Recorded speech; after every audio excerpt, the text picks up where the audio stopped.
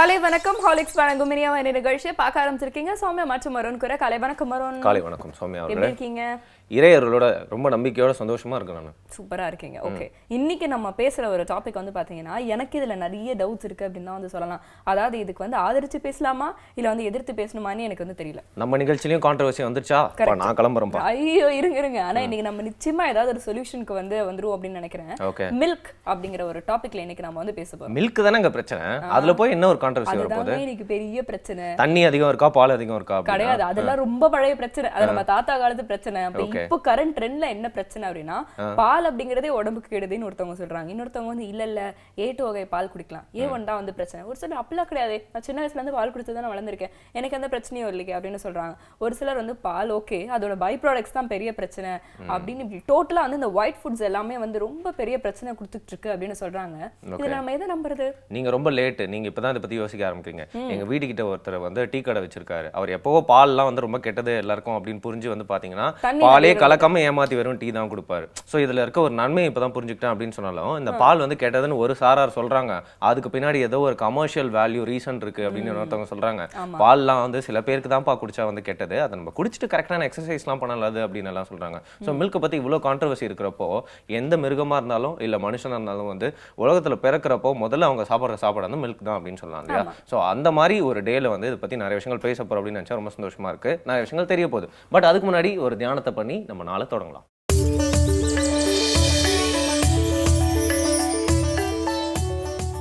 இன்றைக்கு நாம் ஒரு ஆச்சரிய தகவலை பார்க்க போகிறோம். அதாவது வாய் துர்நாற்றத்திற்கான தேர்வு. வாய் துர்நாற்றம் ஏன் வருகிறது, அப்படி நமக்கு அந்த வாய் துர்நாற்றம் இருக்குது அப்படின்றதுக்கு என்ன அறிகுறிகள், அதற்கு என்ன தீர்வுகள் அப்படின்னு நம்ம இப்போ வரிசையாக ஒன்றன் பின் ஒன்றாக பார்ப்போம். முதல்ல வந்து இந்த வாய் துர்நாற்றம் நமக்கு இருக்குது அப்படின்னா என்ன அறிகுறிகள் அப்படின்னா, பற்களில் எல்லாமே ஒரு மாதிரி கோட்டாகிட்டே இருக்கும், அதாவது ஒரு பூசின மாதிரி இருந்துகிட்டே இருக்கும். இரண்டாவது, வாயை திறந்த உடனே நமக்கு சுவாச நாற்றம் அடிக்கும், நமக்கே தெரியும், மற்றவங்களுக்கு தெரியறது அப்புறம் நமக்கே தெரியும். இதெல்லாமே வந்து இந்த சுவாச நாற்றம். அப்புறம் அடிக்கடி வந்து எச்சில் துப்பக்கூடிய ஒரு பழக்கம் இருக்கும். இதெல்லாம் இருந்துச்சுன்னா நமக்கு இந்த வாய் துர்நாற்றம் இருக்குது அப்படின்னு அர்த்தம். என்ன காரணம் அப்படின்னு பார்த்தீங்கன்னா, பல்லு விளக்கக்கூடிய முறைகளில் நம்ம வந்து பற்பசைகளை பயன்படுத்தி ப்ரஷ்ஷை யூஸ் பண்ணி பல்லு விளக்குனா கூட, ஆனால் நம்மளுடைய கைகளில் நம்ம வந்து ஒரு விதமான இதமாக தேய்த்து விட வேண்டும். அந்த பல்லு ஈறுகளுக்கு உண்டான ஒரு உராய்வை ஏற்படுத்த வேண்டும். இரண்டாவது, அடிக்கடி உணவு உண்ணாலும் சரி அல்லது டீ காஃபி குடித்தாலும் சரி, ஏதாவது வந்து இன்றைக்கி சிற்றுண்டிகள் போகிற வழியில் ஏதோ ஒரு வடை சாப்பிட்டு போகிறாங்க அல்லது ஸ்நாக்ஸ் சாப்பிட்றாங்க, இதெல்லாமே சாப்பிட்டு முடித்த உடனே அந்த வாய் கொப்பளிக்கக்கூடிய ஒரு பழக்கத்தையும் நம்ம ஏற்படுத்தி கொள்ள வேண்டும். இதெல்லாம் இதுக்கான காரணங்கள். இதையெல்லாம் போக இன்னொரு ஆச்சரியமான ஒரு காரணம் இருக்குது. தூங்கும் முறைகளில் நாம் செய்யக்கூடிய சில மாற்றங்கள் வாய் துர்நாற்றத்தை ஏற்படுத்துது அப்படின்றத கண்டுபிடிச்சிருக்கிறோம். அப்படி என்ன நம்ம தூங்கும் முறையில் தவறு செய்கிறோம் அப்படின்னு பார்த்தீங்கன்னா, தூங்கும் முறைகளில் 4 விதமான தூக்க முறைகள் இருக்குது. ஒன்று வந்து எல்லா உயிரினங்களும் தூங்குவது போல் குப்புறப்படுத்தி தூங்குவது. இதற்கு வந்து மிருக ஷயம் அப்படின்னு பேர். ஷயம் அப்படின்னா தூக்கம்னு பேர். இப்போ குப்புறப்படுத்தி தூங்குவதற்கு மிருக ஷயம் அப்படின்னு பேர். அதே போல் மல்லாக்கப்படுத்தி தூங்குவதற்கு பிரேத ஷயம் அப்படின்னு பேர், அதாவது பிணம்போல் தூங்குவது. இப்போ இந்த மல்லாக்கப்படுத்தி தூங்குபவர்கள் அனைவருக்குமே வாய் துர்நாற்றம் கண்டிப்பாக இருக்கும் அப்படின்னு சொல்லி அழகாக குறிப்புகள் இருக்குது. எனவே இந்த வாய் துர்நாற்றம் நமக்கு வராமல் இருக்கணும்னா என்ன பண்ணணும்னா, நம்ம வந்து மல்லாக்கப்படுத்தி தூங்குவதை தவிர்க்க வேண்டும். ஆக இப்போ நம்ம வந்து அடுத்தது இந்த மாதிரி வந்துருச்சு, நோய் வந்துருச்சு, இதுக்கு என்ன சரி பண்ணுறதுக்கு என்ன பண்ணணும் அப்படின்ற முதிரைகளை பார்க்க போகிறோம். முதல்ல வந்து மான் முதிரை செய்யணும், இரண்டாவது வாயு முதிரை செய்யணும், மூன்றாவது சமித்து முதிரை செய்யணும். இந்த 3 முதிரைகளையும் ஒன்றன் பின் ஒன்றாக நம்ம செய்ய போகிறோம். எப்படி செய்கிறது அப்படின்றது இப்போ பாருங்கள். முதல்ல வந்து மான் முதிரை, உங்களுடைய உள்ளங்கையில் நடுவிரலும் மோதிர விரலும் அந்த ரேகையை வந்து ஒன்று போல் ஆக்கிக்கொள்ள வேண்டும். இந்த மாதிரி ஆக்கிட்டு உங்களுடைய பெருவிரல் நுனியில் அப்படி வைக்கணும். இது வந்து மான் முதிரை. இப்போ இது வந்து பாருங்கள் எப்படி வச்சுருக்கிறேன்னு, மான் முதிரை. அடுத்தது வாயு முதிரை. உங்களுடைய ஆள்காட்டி விரலை மடித்து பெருவிரலின் அடியில் வைத்து பெருவிரலை வந்து இந்த மாதிரி மடித்து வச்சுக்கணும். இது வந்து வாயு முதிரை. மூன்றாவது சமித்து முதிரை செய்யணும். உங்களுடைய வலது கையில் சமான முதிரை வைங்க, ஆள்காட்டி விரலை மட்டும் நீட்டிக்கங்க. இடது கையில் மோதிர விரலினுடைய நுனியை பெருவிரல் நுனியால் தொட்டு ஒரு வட்ட வடிவம் உருவாக்குங்க. இந்த மாதிரி செய்கிறது வந்து சமித்து முதிரை. இப்போ நம்ம ஒவ்வொரு முதிரையுமே 15 நிமிடம் செய்ய வேண்டும். இப்படி நம்ம வந்து தவிர்ப்பதற்கு உண்டான உபாயங்களும் தெரிஞ்சுக்கணும். அதே சமயத்தில் நோய் வராமல் இருப்பதற்கு என்னென்ன செய்யணும் அப்படின்ற குறிப்புகளையும் கவனமாக குறித்து வச்சுக்கணும். தியானம் பகுதி முடிஞ்சிருச்சு. இப்போ ஒரு பிரேக் விட போகிறோம். பட் அதுக்கு முன்னாடி வந்து பால் பற்றி பேச போகிறோம். எல்லாருமே பருகிற ஒரு விஷயம் அப்படிங்கிறனால, அது பருகிட்டு இருந்த விஷயம் அப்படிங்கிறனால, அதை பற்றி கரெக்டான ஃபேக்ட்ஸோட நம்ம வரணும் அப்படிங்கிறனால அந்த பிரேக் வந்து யூஸ்ஃபுல்லாக செலவழிக்கலாம். என்ன சொல்கிறீங்க? ஓகே, ஒரு சின்ன பிரேக் தான். திருப்பி வந்து நிறைய இன்னும் சுவாரஸ்யமான பகுதிகள்லாம் காத்துட்டு இருக்கு. இது ஹார்லிக்ஸ் வழங்கும் இனிய வாய்.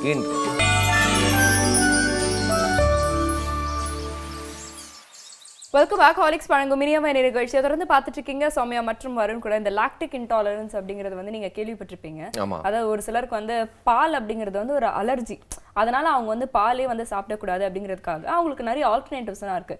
உதாரணத்துக்கு இந்த சோயா மில்க், அதுக்கப்புறம் வந்து பாதாம் மில்க், தேங்காய் பால் இதெல்லாம் வந்து எடுத்துக்கலாம். அதே மாதிரி வந்து அதோட பை ப்ராடக்ட்ஸான அந்த நெய், சீஸ், பட்டர் இதுக்கெல்லாம் கூட வந்து பாத்தீங்கன்னா நிறைய மற்ற விஷயங்கள்ல இருந்து கூட எடுத்துக்கலாம், சப்ஸ்டியூட் மாதிரி எடுத்துக்கலாம் அப்படின்னு வந்து சொல்றாங்க. ஆனா இன்னைக்கு வந்து பால் யாரெல்லாம் தவிர்க்கணும் அப்படின்ற ஒரு முடிவு எடுக்கிறாங்களோ, குறிப்பா அந்த வீகன்ஸ் எல்லாம் இருக்காங்க இல்லையா, அவங்கெல்லாம் கூட இந்த ஒரு மெத்தடை தான் வந்து ஃபாலோ பண்றாங்க. ஓகே, சரி தவறு அப்படின்னு நம்ம சொல்றதுக்காக இல்லை, நம்ம வந்து இதை பத்தி நிறைய விஷயங்கள் கேள்வியாக கேட்டு டவுட்ஸ் வந்து எல்லாருக்கும் அந்த ஆன்சர்ஸாக வந்து தொகுத்து வழங்க போகிறோம் அப்படின்னு சொல்லிடலாம். ஆனால் இருந்தாலும் பார்த்தீங்கன்னா இந்த மில்க் அப்படிங்கிறது வந்து குடிக்காமல் டக்குன்னு விட்டுற முடியாது அப்படின்னு சொல்லலாம். ஏன்னா சின்ன வயசுலேருந்தே வந்து பழகிட்டு வரதுனாலையும் உணவு முறையிலையும் அது இருக்கிறதுனாலையும் நீங்கள் பிடிச்சி வாங்கி சாப்பிட்ற சாக்லேட்லேயும் பார்த்தீங்கன்னா நிறைய மில்க் கண்டென்ட் தான் இருக்குது அப்படின்னு சொல்லலாம். ஸோ டிரெக்டாகவும் இன்டெரக்டாகவும் எல்லாத்துலையும் கலந்துருக்கு. ஸோ நீங்கள் டேரெக்டாக மில்க் வந்து கன்சியூம் பண்ணுறதை நிறுத்திட்டா மட்டும் அது முடிஞ்சிடாது அப்படிங்கிறத சொல்லிக்கலாம். ஸோ எனிவே இந்த சித்த வைத்தியம் பற்றி நம்மளுக்கு தெரிஞ்சுக்கிறதுக்கு எப்போவுமே ஒரு ஆர்வம் இருக்குது தான் செய்யுது. என்ன டாப்பிக்காக இருந்தாலும் இன்னைக்கு வந்து ஜெயபிரகாஷ் சார் என்ன சொல்ல போகிறாருன்னு கேட்கறதுக்கு ஆர்வமாக இருக்கும். பார்க்கலாம்.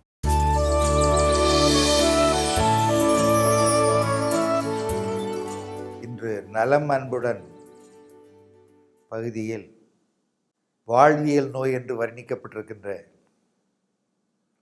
நீரிழிவு நோய், சர்க்கரை நோய், டயபெட்டிஸ் மெலிட்டஸ் பற்றி பார்ப்போம்.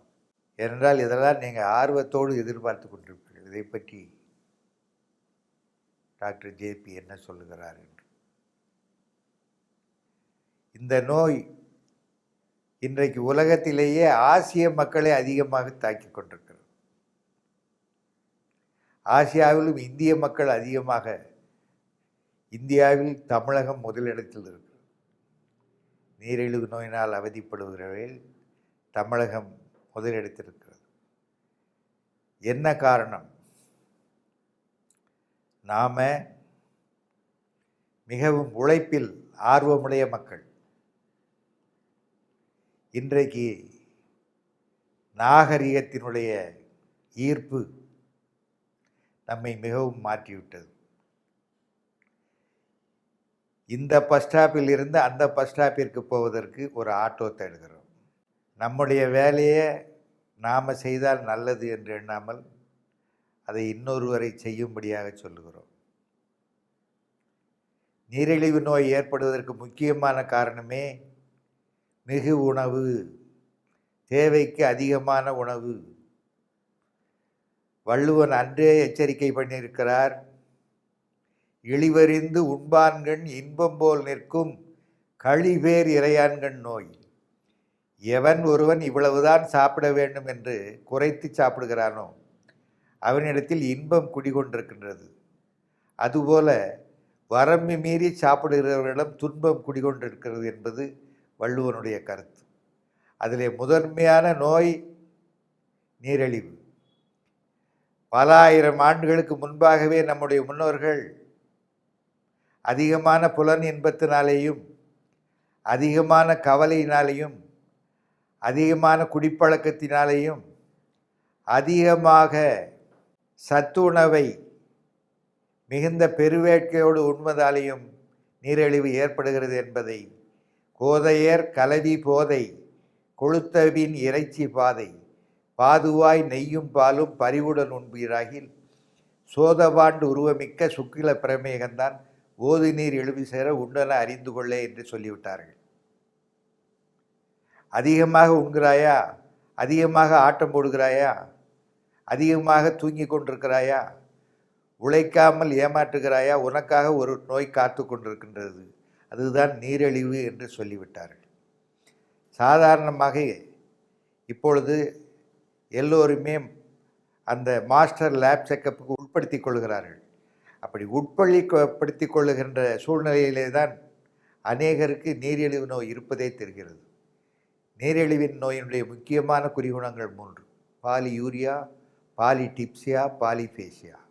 அதிகமாக சிறுநீர் செல்வது, அதிகமான நீர்வேட்கை, அதிகமான பசி, உடல் இளைத்தல். ஆக இது நேர்ந்து கொண்டிருக்கும் பொழுதே ஒருவர் உணர்ந்து கொள்ள வேண்டும் அவருக்கு நீரிழிவு நோய் இருக்கிறது என்பதை. நீரிழிவு நோயை தொடக்க நிலையிலேயே வந்தால் சித்தாலயா அவர்களுக்கு நல்ல வழிகாட்டுகிறது. சீந்தில் குடிநீர், நிலைவேம்பு குடிநீர், இன்னும் சிறுகுறிஞ்சான் சேர்ந்த மருந்துகள், திரிவலை கேப்சூல் இவைகளையெல்லாம் வழங்கி சித்தாலயா நன்மருத்துவம் பார்த்து கொண்டிருக்கின்றது. உணவு கட்டுப்பாடுகளை தொடக்க நிலையிலே நாம் ஓரளவு பின்பற்றினால் பிற்காலத்திலே பெரும் சிக்கல்களை தவிர்த்து விடலாம். 42 வயதான ஒரு தொழிற்சங்க தலைவர் நேற்று முன்தினம் என்னை பார்த்தார். அவர் வேறு ஒரு நோய்க்காக பார்த்தார். நான் அவரை பாராட்டினேன். 42 ஆண்டுகளாக நீங்கள் எந்த விதமான நீரிழிவின் சிக்கலும் இல்லாமல் இருக்கிறீர்கள் என்று சொன்னால் எவ்வளவு நெறியான மனிதராக நீங்கள் வாழ்ந்திருப்பீர்கள் என்பதற்காக நான் அவரை பாராட்டினேன்.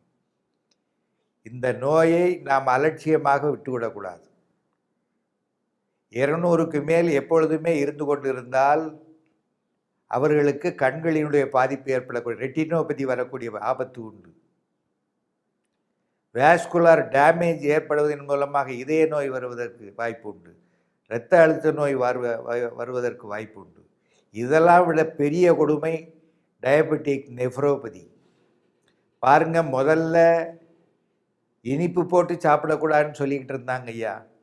இப்போ உப்பும் போட்டு சாப்பிடக்கூடாதுன்னா நான் என்னையா செய்வேன் என்று கண் கலங்குகின்ற ஒரு நிலை டயபெட்டிக் நெஃப்ரோபதி என்கின்ற நிலைக்கு கொண்டு போய்விடுகின்றது. இது போன்ற சிக்கல்கள் சித்த மருத்துவம் எடுத்துக்கொள்கிறவர்களுக்கு வராது. அதை பற்றி கவலையே பட வேண்டாம். இப்படி சொல்லுவது ஏதோ டுபாக்கூர் செய்தி அல்ல. இது 45 ஆண்டுகளாக நான் பார்த்த அனுபவம். தொடக்க நிலையிலிருந்து வழங்கப்படுகின்ற சித்த மருந்துகள் மட்டுமல்ல, அவை மிகச்சிறந்த காயகற்பங்கள். திரிபலா போன்றவைகள், சீந்தில் குடிநீர் போன்றவைகள் மிகச்சிறந்த காயகற்பங்கள்.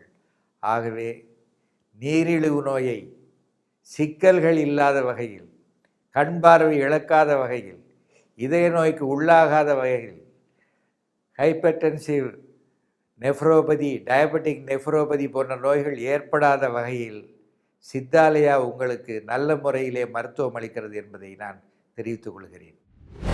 Thank you doctor. அண்ட் நெக்ஸ்ட் வந்து நம்ம கெஸ்ட்டுக்கு நிறைய கொஸ்டின்ஸ்லாம் கேட்க போகிறோம். நம்மளுக்கு கேள்விகள் தான் தெரியும், பட் எல்லா பதிலும் அவருக்கு தான் தெரியும் அப்படின்னு நினைக்கிறேன். கேட்கறதுக்கு முன்னாடி ஒரு சின்ன பிரேக் எடுத்துக்கலாம். இது ஹார்லிக்ஸ் வழங்கும் இனியவை இன்று.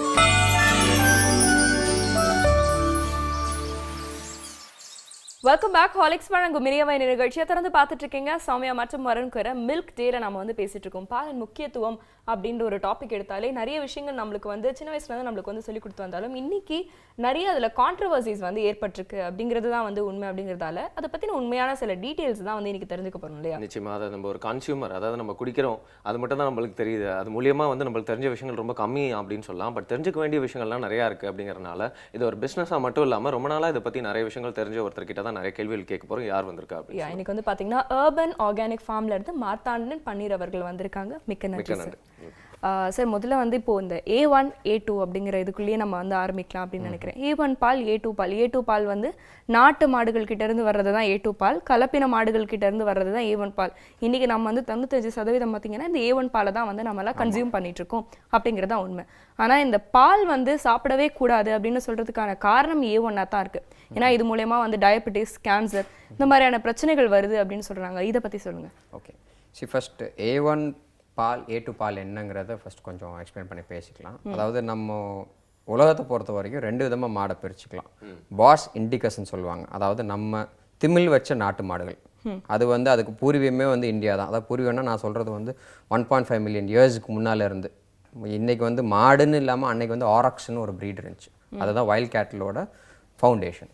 ஸோ அந்த இதுலேருந்தே இருக்கும்போது நம்ம ஊர் மாடுகள், அதாவது இந்திய நாட்டை பொறுத்த வரைக்கும் திமிழ் வச்ச மாடுகள் வந்து பாஸ் இண்டிகஸ்ன்னு சொல்லுவாங்க. அதே மாதிரி யூரோப்பில் வந்து பேஸ் பண்ண வந்து பாஸ் டாரஸ்ன்னு சொல்லுவாங்க. ஸோ இதில் என்னாச்சு, பாஸ் இண்டிகஸ்லேயே நிறையா ப்ரீட்ஸ் இருக்குது. இப்போ நான் இந்தியாவை பொறுத்த வரைக்கும் ஒரு 40 ப்ரீட் வந்து ரெஜிஸ்டர்ட் ப்ரீட்ஸ் இருக்குது. அங்கேயும் வந்து ஒரு 30-40 ப்ரீட் இருக்குதுங்க. அதில் இருக்கிற மாடுகளில் அதிகபட்சமாக வந்து A1 பால் தான் கொடுக்குங்க. நம்ம ஊரில் இருக்கிற மாடுகள் வந்து 100% வந்து A2 பால் தான் கொடுக்கும். இது என்ன A1 A2னா வந்து பாலில் வந்து ப்ரோட்டீன்ஸ் இருக்குது. இந்த proteins is made up of amino acids. இந்த அமினோ ஆசிட்ல வந்து பார்த்தீங்கன்னா ஒரு செயின் ஆஃப் பெப்டைட்ஸ்ன்னு சொல்லுவாங்க. 7 அமினோ ஆசிட்ஸ் உள்ள பெப்டைட் செயின் வந்து A1 A2ன்னு மாறும். அது அந்த மாற்றம் வந்து ஒரு 6000 வருஷங்களுக்கு முன்னாடி இயற்கையாக நடந்த விஷயம். அது மாறும். A2 பாலில் வந்து இட் இஸ் கால்ட் ப்ரோலைன். A1ல வந்து இட் இஸ் கால்ட் ஹிஸ்டிடைன். இந்த A1 ஹிஸ்டிடைன் வந்து என்ன ஆகுதுன்னா அது வந்து ஜீரணமாகும் போது வந்து BCM7 பீட்டா கேசோமார்ஃபன் 7 அப்படின்னு சொல்லிட்டு ஒரு பெப்டைட் செயின் ரிலீஸ் ஆகும். It is an opioid. ஓபியம்னு கேள்விப்பட்டிருப்பீங்க. இந்த தூக்கத்தன்மையோ அந்த இந்த தன்மையை கொடுக்குற மாதிரி அதை அதை சேர்ந்த அந்த குணமுள்ள ஒரு எலிமெண்ட்னு சொல்லலாம் நம்ம அது. ஸோ அது வந்து இப்போ ரிசர்ச் பண்ணிட்டு இது பண்ணும்போது வந்து பார்த்தீங்கன்னா நிறையா டிசீஸ்க்கு வந்து லிங்க் பண்ண ஆரம்பிச்சிருக்கிறாங்க. சில பேர் அதை ஏற்றுக்கிறாங்க, சில பேர் அதை ஏற்றுக்கிறது. A1ல உள்ள விஷயங்கள் டயபிட்டிஸ்க்கு வந்து இது காரணமாக இருக்கும்னு சொல்கிறாங்க. ஆர்த்ரைட்டிஸ்க்கு ரூமேட்டிசம்க்கு கூட காரணமாக இருக்கும்னு சொல்கிறாங்க. இன்னும் கொஞ்சம், ஆனால் அது கொஞ்சம் ரிஸ்கியான விஷயம், கன்ஃபார்ம் ஆகலை. சில பேர் கேன்சருக்கும் வந்து லிங்க் ஆகுதுன்னு சொல்கிறாங்க. பட் அது வந்து ஆராய்ச்சி பூர்வமாக கன்ஃபார்ம் ஆகலை. ஸோ அது எவ்வளோ தூரம் உண்மைங்கிறது நமக்கு தெரியாது. பட் ஆனால் இந்த விஷயங்கள்லாம் வந்து இருக்குது. இதை காட்டிலும் மெயினான விஷயம் நீங்கள் பார்த்தீங்கன்னா குடிச்சு பார்த்தீங்கனாலே அந்த பாலை ரொம்ப வித்தியாசம் தெரியும். A2 பால் நம்ம மாட்டு பாலை குடிச்சிங்கன்னா ரொம்ப ஈஸியாக ஜீரணமாகும். ஒரு ஹெவி ஃபீலிங் இருக்காது. சில டைம் வந்து நம்ம போய் நிறையா சாப்பிட்டுட்டோன்னா ஒரு ஹெவி ஃபீலிங் வரும் பார்த்தீங்களா, அது இருக்காது. பட் A1 பால் நம்ம அந்த HF மாட்டு பால் அந்த பேக்கெட் பாலில் குடிக்கும்போது அந்த ஃபீலிங் இருக்கும். ஸோ ஒரு சராசரி மனிதனை அந்த வித்தியாசம் தெரிஞ்சுக்க முடியும். அவர் வந்து ரொம்ப படிக்கலைனாலும் வந்து குடிச்சு பார்க்கும்போது அந்த வித்தியாசம் தெரியும். அது வந்து தான் மெயின் டிஃப்ரென்ஸ் A1க்கும் A2க்கும். பாலை பற்றி எக்ஸ்பிளைன் பண்ணி சொல்கிறப்போ A1 A2 அதுக்கான காரணங்கள், அதுக்குள்ளே அடங்கியிருக்க எலமெண்ட்ஸ்லாம் பற்றி நிறையா சொன்னீங்க. ஆனால் அந்த மாடுகள்லாம், அதாவது இண்டிகா டாரஸ்ன்னு பிரிக்கப்பட்ட அந்த மாடுகள்லாம் எப்படி வந்து இங்கே கிராஸ் பீட் செய்யப்பட்டுச்சு? அது மட்டும் இல்லாமல் அதுக்கான காரணம் என்னவாக இருந்துச்சு? ஏன்னா நம்ம இப்போ வந்து பார்த்தீங்கன்னா இப்போ மில்க் ப்ராடக்ட்ஸ் அப்படின்னா அதை சார்ந்து நிறைய ப்ராடக்ட்ஸ் வர ஆரம்பிச்சிச்சு. அப்போ வந்து மில்க் மட்டும் இல்லை வந்து தயிர் அந்த மாதிரியான விஷயங்கள் தான் நம்ம செஞ்சு சாப்பிட்டு இருந்திருப்போம். இதுக்கான டிமாண்ட் அதிகமானது தான் இதுக்கு காரணமா, இல்லை என்ன காரணம், எப்போ ஆரம்பிச்சதுன்னு சொல்லுங்கள். அதுக்கு மெயின் ஸ்டெப்புன்னு பார்த்தீங்கன்னா ஒயிட் ரெவல்யூஷனில் வந்து கவர்மெண்ட் பாலிசிஸ் ஃபார்ம் பண்ணாங்க. தவறான கவர்மெண்ட் பாலிசிஸ் ஃபார்ம் பண்ணாங்க. இந்தியா பொறுத்த வரைக்கும் ஒரு 40 ப்ரீட் வந்து ரெஜிஸ்டர்டாக இருக்குதுங்க. அதாவது NBAGR இருக்க national bureau for genetics and agriculture research அப்படின்னு இருக்கிற அவங்கள பொறுத்த வரைக்கும் இந்தியாவில் வந்து ஒரு 42 மாடு ப்ரீடை வந்து ரெஜிஸ்டர் பண்ணியிருக்கிறாங்க. இந்த 42 ப்ரீட்லேயும் ஒரு 6 ப்ரீடு தான் வந்து கண்ணுக்குட்டிக்கு தேவைக்கு மீறின பால் கொடுக்கக்கூடிய தருணம் இருக்குது. அது எல்லாமே நார்த் வெஸ்ட் இந்தியாவில் இருக்குது. ஃபார் எக்ஸாம்பிள் குஜராத்னு எடுத்துகிட்டிங்கன்னா கிர்னு ஒரு ப்ரீட் இருக்குது, காங்க்ரேஜ்னு ஒரு ப்ரீட் இருக்குது. ராஜஸ்தான் போனீங்கன்னா தார்பாக்கர் இருக்குது, ராத்தின்னு இருக்குது. நம்ம ஹரியானா பஞ்சாப் போனீங்கன்னா வந்து சஹிவால்னு ஒரு ப்ரீட் இருக்குது. இந்த 5 இனங்கள் தான் வந்து நல்ல பால் கொடுக்கும். அதாவது 10 லிட்டர் 15 லிட்டர் பால் வேணும்னாலும் அதை கொடுக்கக்கூடிய தருணம் இருக்குது. மிச்சம் 35 இனமும் நீங்கள் எடுத்துட்டிங்கன்னா உழவுக்காக பயன்படுத்தினால ஒரு வேலைக்கு அதிகபட்சம் 1-1.5 லிட்டர் பால் தான் கொடுக்கும். அதனால இவங்க என்ன பண்ணுறாங்க, கவர்மெண்ட் பாலிசியில் அந்த 5 ப்ரீடை டெவலப் பண்ணாமல் வெளிநாட்டிலேருந்து நம்ம மாடு கொண்டு வரலாம் அப்படின்னு சொல்லிட்டு தான் 2 மெயினான ப்ரீட் கொண்டு வந்தாங்க. ஒன்று வந்து ஹெச்எஃப் தான் நீங்கள் பார்த்துருப்பீங்க, கருப்பும் வெள்ளையும் வந்து பேச்சஸ் மாதிரி போட்டால் உள்ள மாடு ப்ரீடு ஒன்றும். ஜெர்சி வந்து ஒரு மாதிரி ரெட்டிஷ் ப்ரௌன் கலரில் இருக்கும். இது வந்து நல்ல பால் கறக்கக்கூடிய தருணம் உள்ளது. ஜெர்சி இஸ் ஃப்ரம் யூகேல வந்து ஜெர்சின்னு ஒரு ஐலண்ட் இருக்குது. அந்த ஐலண்ட்லேருந்து உள்ள மாடுங்கள். ஹெச்எஃப்ங்கிற வந்து இட் இஸ் ஃப்ரம் யூரோப். ஹெச்எஃப்ஏ வந்து ஒரு கலப்பினம் தான். ஹோல்ஸ்டெயின்னு ஒரு ப்ரீட், ஃப்ரீஷன் ஒரு ப்ரீட், ரெண்டையும் கம்பைன் பண்ணி தான் ஹோல்ஸ்டன் ஃப்ரீஷன் சொன்னாங்க. அதுதான் ஹெச்எஃப் ப்ரீட். இன்றைக்கி உலகத்தில் பார்த்தீங்கன்னா ஹெச்எஃப் தான் வந்து இருக்கிறதுலே ஃபர்ஸ்ட் அண்ட் ஃபார்மோஸ்ட் டெய்ரி ப்ரீடுன்ட்டு. ரெக்கார்டு வந்து ஆல்மோஸ்ட் 70 லிட்டர்ஸ் பர் டே கறக்கக்கூடிய தருணம் உள்ள மாடு. நம்ம இந்தியாவிலே வந்து 40 லிட்டர், இந்தியன் ரெக்கார்டு வந்து 60 லிட்டர் கறக்கக்கூடிய தருணம் இருக்குது. ஸோ குவாலிட்டி முக்கியம் இல்லை, குவான்டிட்டி தான் முக்கியம்னு கொண்டு ஒரு கவர்மெண்ட் பாலிசியில் ஒரு டெசிஷன் எடுத்து அந்த மாடுங்களை வந்து இறக்குமதி பண்ண ஆரம்பித்தாங்க. அந்த இறக்குமதி பண்ணதில் தான் இந்த கலப்பினம் வந்துச்சு. ஆனால் என்ன, நம்ம கொண்டு வரது வந்து ரொம்ப குளிர் பிரதேசம். யூகே பற்றி நான் சொல்ல தேவையில்லை. UK is cold and damp. அதே மாதிரி தான் யூரோப்பும். நம்ம இங்கே வச்சுருக்கிறது ஃபுல்லாக வெயில் இல்லை. ஸோ பாதி நேரம் மாடுக்கு வந்து உடம்பு சரியில்லாமல் தான் இருக்கும். அதை வந்து பாதி நேரம் ஒரு பக்கம் ஊசி போட்டுட்டு தான் இருக்கணும். அதை சரி பண்ணுறதுக்கு ஆன்டிபயோட்டிக்ஸ் கொடுத்துட்டு தான் இருக்கணும். இன்னொரு பக்கம் பால் கறந்துட்டு தான் இருப்பாங்க. ஏன்னா அது வந்து ஒரு கமர்ஷியல் எஸ்டாப்ளிஷ்மெண்ட். உங்களுக்கு ஒரு டெய்ரி ஒரு பண்ணை வச்சுருக்கவங்களுக்கு அதுக்கு ஒரு வருமானத்தை சார்ந்ததுனால அந்த மாதிரி பண்ணிட்டு இருப்பாங்க. வர பாலே வந்து அந்த நச்சு பொருள் கலந்து தான் வருது. அதனால தான் இந்த நிறைய பிரச்சனைகள் உள்ள மாடி இருக்குது. ஓகே. நாட்டு மாடுகள் பத்தி பேசும்போது இப்போ ரீசெண்ட் இஷ்யூவா வந்து பாத்தீங்கன்னா இப்போ ஜல்லிக்கட்டு பத்தி எல்லாரும் பரவலா பேசிட்டு இருக்காங்க. நாட்டு மாடுகள் தான் வந்து அதுவும் காளை மாடுகள் வந்து ஜல்லிக்கட்டுல வந்து ஈடுபடுத்தப்படுது அப்படின்னு வந்து அந்த ஒரு நியூஸ் நம்ம எல்லாருக்குமே தெரிஞ்சாலும் இன்னைக்கு அதுக்கு பின்னாடியும் நிறைய விஷயங்கள் வந்து இருக்கு. பிஹைண்ட் ஸ்க்ரீனா வந்து அது தடை செஞ்சதுக்கும் வந்து பாத்தீங்கன்னா இந்த A1 A2 ரக பால்கள் இந்த விஷயங்கள்லாம் தான் அது வந்து இன்டர்லிங்க் ஆயிருக்கு அப்படிங்கிற மாதிரி சொல்றாங்க. இது உங்களுடைய கருத்து என்ன சார்? ஓகே. ஜல்லிக்கட்டுங்கிறது வந்து ஒரு சில மாடு இனங்களை யூஸ் பண்ணுற ஒரு ஸ்போர்ட், சரிங்களா? ஜல்லிக்கட்டு வந்து ஒரு தனிப்பட்ட விஷயம் கிடையாது. தமிழ்நாட்டில் ஜல்லிக்கட்டு இருக்குது, ரேக்லா பந்தயம் ஒன்று கேள்விப்பட்டிருவீங்க, அதுவும் இருக்குது. இந்த ரேக்லா பந்தயங்கிறது ரொம்ப ஃபேமஸ். கிட்டத்தட்ட 8 மாநிலங்களில் வந்து ப்ராக்டிஸ் பண்ணுறாங்க. அங்கே ஒரு மாநிலத்தை ஒரு ப்ரீட் யூஸ் பண்ணுறாங்க, சரிங்களா? அது ஏன் ஜல்லிக்கட்டு இந்த ரேக்லா ரேஸ்லாம் இதுவாகுதுன்னா அந்த மாட்டுக்கு ஒரு சில குணங்கள் இருக்குது. ஜல்லிக்கட்டுலேயே பார்த்தீங்கன்னா புலிக்குளம்னு ஒரு ப்ரீட் இருக்கும். அதோட நேட்டு வந்து பார்த்தீங்கன்னா மதுரை சிவகங்கை ஏரியா. அது ரொம்ப ஆக்ரோஷமான மாடு. நீங்கள் பசுமாடாக இருக்கட்டும், கண்ணுக்குட்டியாக இருக்கட்டும், காளையாக இருக்கட்டும், எல்லாமே குத்தும், நல்லா வேகமாக ஓடும். ஒரு 4 பேர் அதோட பேசிக் நேச்சர் தான். இப்போ மனுஷனை சில பேர் சாதுவாக இருப்பாங்க, சில பேர் கோவமாக இருப்பாங்க, நேச்சுரலாகவே டக்குன்னு கோவமாக இருக்கும். அந்த மாதிரி இந்த ப்ரீடோட பேசிக் நேச்சர் அந்த மாதிரி தான். ஏன்னா அது வளர்க்கப்படுற விதம் அப்படி. அது ஒரு ஹேர்டாக இருக்கும், ஒரு 2 பேர் தான் மேய்ப்பாங்க, காட்டில் தான் போய் மேய்ஞ்சிட்டு வரும். ஸோ எந்த விலங்கு வந்தாலும் அது தற்காப்புக்காக அதுதான் அதை காப்பாற்றினோடே மனுஷன் ஒன்றும் போய் காப்பாற்ற மாட்டான். மழை பெஞ்சாலும் மழையில் தான் நனையும், வெயில் அடித்தாலும் வெயிலில் தான் இருக்கும். வெறும் அங்கே காஞ்ச புல்ல மேய்ஞ்சிட்டு அது உயிர் இருக்கும் அது ஃபுல்லாக. ஆமாம், இட் இஸ் அ நொமேடிக்காக தான் யூஸ் பண்ணுவாங்க. ஸோ அந்த குணத்தை தான் வந்து ஜல்லிக்கட்டுக்கு பயன்படுத்துகிறாங்க. ஸோ அந்த ஆக்ரோஷமான குணத்தை ஜல்லிக்கட்டுக்கு பயன்படுத்துகிறாங்க. அதே மாதிரி ஹரியானாவில் பார்த்தீங்கன்னா ரூரல் ஒலிம்பிக்ஸ்னு இருக்குது. அங்கே வந்து புல்லக் ரேஸ் நடக்கும். அங்கே வந்து ஹரியானான்னு ஒரு ப்ரீட் யூஸ் பண்ணுவாங்க. அது ரொம்ப ஸ்பீடு ஜாஸ்தி உள்ள மாடுகள். மகாராஷ்டிராலையும் ரேக்லா இருக்குது. மகாராஷ்டிராவில் கில்லரின்னு ஒரு ப்ரீட் இருக்குது. அதுவும் வண்டி இழுக்கிறதுக்கு ரொம்ப திறமையான மாடுகள். இன்ஃபேக்ட் நம்ம பிரிட்டிஷர்ஸ் நம்மளை ஆண்டும் போது வந்து டிப்பு சுல்தானில் சண்டை போடும் போது வந்து அவங்களுக்குள்ளே நிறையா ரெக்கார்ட் ஜேர்னல்ஸ் இருக்குது. அந்த மாடுகள் தான் வந்து பீரங்கி இழுக்கிறதுக்குலாம் யூஸ் பண்ணுவாங்க. ஸோ அது வேகமாக போனனால வந்து போர் வந்து அதோட ரிசல்ட் மாறினதாகவும் அந்த மாதிரிலாம் வந்து ரெக்கார்ட்ஸ் இருக்குது. ஸோ இந்த காரணங்கள்னால இந்த ஸ்போர்ட்ஸ் இருக்குது ஃபர்ஸ்ட் விஷயம். ரெண்டாவது விஷயம் பார்த்திங்கன்னா பாலுன்னு வரும்போது இன்றைக்கி பேன் பண்ணுறதுக்கு வந்து என்ன சொல்கிறாங்க, அதை வந்து கொடுமைப்படுத்துகிறோங்கிற ஒரு விஷயம் வந்தாலும் பின்னாடி எடுத்து பார்த்திங்கன்னா பால் A1 A2ங்கிற ஒரு விஷயம் இருக்குது. HF ஜெர்சி வந்துச்சுன்னு பார்த்தீங்கன்னா அதை வந்து காளைகள் வந்து எல்லா பக்கமும் வச்சுக்க முடியாது. ஸோ செமன் ஸ்ட்ரான் தான் ஏஐ தான் பண்ணுவாங்க. ஏஐ பண்ணுறதுக்கு வந்து இப்போ கிட்டுட்டு பார்த்தீங்கன்னா 2 பிரசிலியன் கம்பெனிஸ்க்கு வந்து பெர்மிஷன் கிடச்சிருக்குது இந்தியாவில் வந்து ஸ்ட்ரா வைக்கலாம் அப்படின்னு சொல்லிட்டு. ஸோ அவங்க வந்து HF செமனும் கொண்டு வராங்க. இன்னும் பெரிய கொடுமை என்னென்னா நம்ம ஊர் கிர் காங்கிரேஜிங் 2 ப்ரீடை வந்து அவங்க இம்ப்ரூவ் பண்ணி அந்த செமன் ஸ்ட்ரா நம்ம டைப் வைக்கிறாங்க. திருப்பி நம்மகிட்ட வைக்கிறாங்க. இங்கேருந்து எடுத்துகிட்டு போயிட்டு அவங்க இம்ப்ரூவ் பண்ணிட்டு இப்போ திருப்பி அவங்க நம்மகிட்ட வைக்கிறாங்க. ஆனால் நம்ம வந்து அவங்கள்ட்ட வைக்க முடியாதுன்னு தடை இருக்குது. ஸோ அந்த மாதிரி விஷயங்கள் கண்டிப்பாக நடந்துட்டு இருக்குது. ஜல்லிக்கட்டு ஸ்பெசிஃபிக்காக பார்க்கும்போது வந்து ஒரு பக்கம் இந்த AWBI, பெட்டா, கியூபா, FAFPO அந்த மாதிரி நிறைய பேர் எல்லாருமே அனிமல் வெல்ஃபேர் ஆர்கனைசேஷன்ஸ் தான் வந்து மெயினாக தடை விதிக்கிறாங்க. அவங்க தான் வந்து அதுக்கு போராடுறாங்க தடை பண்ணணும் அப்படின்னு சொல்லிட்டு. ஆனால் அவங்கள்ட்ட வந்து நாங்கள் RTI ரிப்ளை போட்டு வாங்கியிருக்கிறோம். அவங்க சொல்கிறதே என்ன, மாடு கொடுமைப்படுது, மாடு சாகுது, அதனால தான் தடை பண்ணுங்கிறாங்க. RTI ரிப்ளை வாங்கியிருக்கிறோம் AWBI எத்தனை மாடு செத்துச்சுன்னு தெரியுமான்னா எங்களுக்கு தெரியாதுன்னு பதில் கொடுத்துருக்காங்க. This is on record.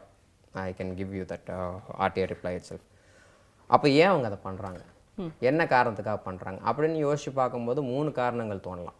ஒன்று வந்து கேளுங்க, எல்லாமே ஒரு NGOங்க.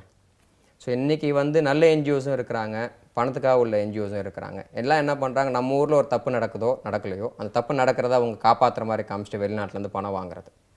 ஸோ வெளிநாட்டு ஃபண்ட்ஸ் தான் நிறையா வருது, அந்த ஒரு தப்பு. ரெண்டாவது வந்து பார்த்திங்கன்னா நீங்கள் எந்த ஒரு புச்சர்கிட்ட போய் கேட்டிங்கன்னா, அதாவது நம்ம மாடை வெட்டி கொள்முதல் பண்ணுறவர் வந்து நாட்டு மாடு கறி தான் நல்லாயிருக்கும், ஜெர்சி HF மாட்டு கறியை காட்டலாம், ஸோ நாட்டு மாடுக்கு எப்போவுமே விலை ஜாஸ்தி சந்தையில் கறிக்கு அப்படின்னு சொல்லுவார். ஆமாம், சின்ன நம்ம சென்னையிலே வந்து நிறைய பீஃப் ஷாப்னு பார்த்துருவீங்க, A1 பீஃப் அந்த மாதிரிலாம் ஷாப் இருக்கும். அவங்கள்ட்ட போய் கேட்டிங்கன்னா அவங்களே சொல்லுவாங்க நாட்டு மாட்டு கறி தான் சார் டேஸ்ட்டாக இருக்கும் அப்படின்னு சொல்லுவாங்க.